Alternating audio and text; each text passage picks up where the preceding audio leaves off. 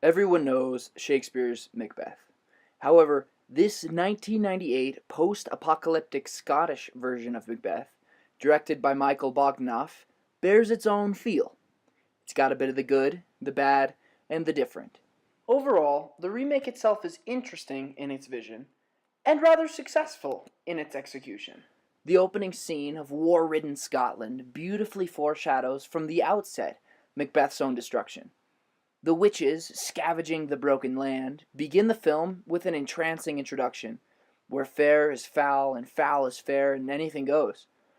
Almost immediately, however, the viewer is struck with a strange techno-percussive music that in no way fits, nor complements the film.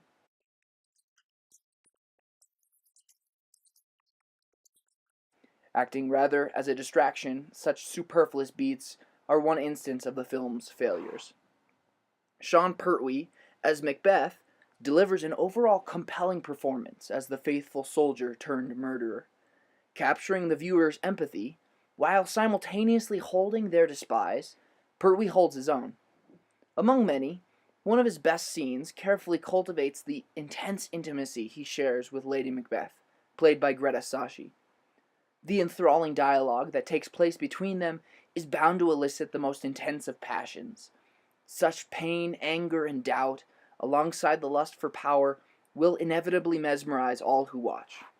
Their glories, however, are not untarnished by their poorer scenes.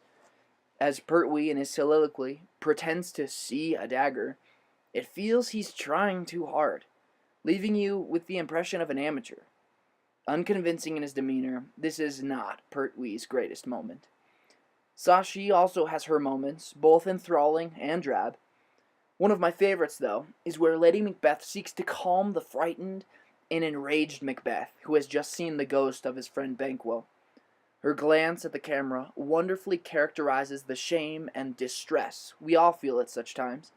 Not to mention, it brings a welcomed humor, which is juxtaposed to the well-portrayed insanity of Macbeth. The film also takes some liberty in its interpretational choices regarding how each scene was acted. To mention a few in particular, the banquet scene, where Macbeth sees Banquo's ghost, is compelling. Pertwee's move in mounting the table was brilliant in its concept and performance.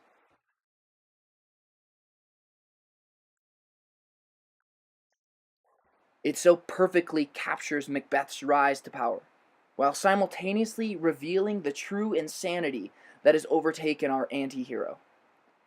Another interpretational choice was Macbeth's rise to the tower's pinnacle during Malcolm's invasion near the end of the film. Macbeth in his insanity feels invincible, unable to be killed by man born of woman, as foretold by the Weird Sisters. His climbing to the height of this tower brilliantly reveals the true vulnerability that plagues all mortals. Open to fire on all sides, this scene harvests the palatable irony of the situation. Overall, the film itself has many wonderful and gripping moments. The acting at large is successful, and the symbolism of the different interpretational decisions is spot on.